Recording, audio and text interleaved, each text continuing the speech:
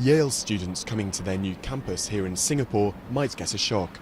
Their university is a leading liberal arts college, but here students' rights to protest and form political parties will be restricted, like in other educational institutions in the city. Yale insists it must obey Singapore's laws, but critics say it could do more. Yale now has to put their principles and convictions on the line.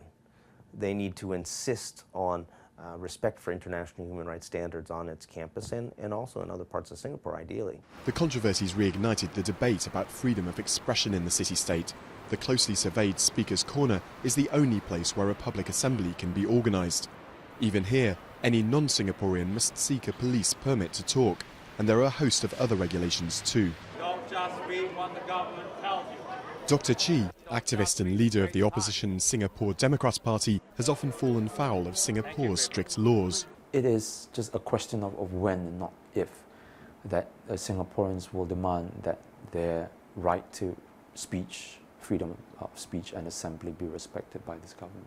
With most mainstream media widely pro-government, the last couple of years have seen an explosion of people turning to the web to find space for self-expression. What happened to our right to live? Mr. Brown is known as Singapore's blogfather, running a satirical website with radio and video podcasts. Now the interesting thing is to see whether on the mainstream media side, TV and print, press, whether that's going to open up, and I'm not sure if that's going to happen.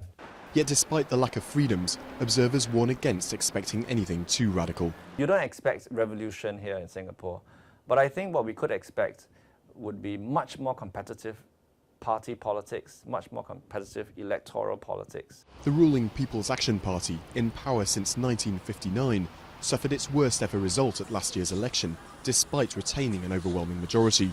Since then, it's acknowledged shortcomings and announced a series of reforms, but easing protest restrictions is so far not a priority. For now, the internet will continue to be the only real free space for both Singaporeans and visiting Yale students.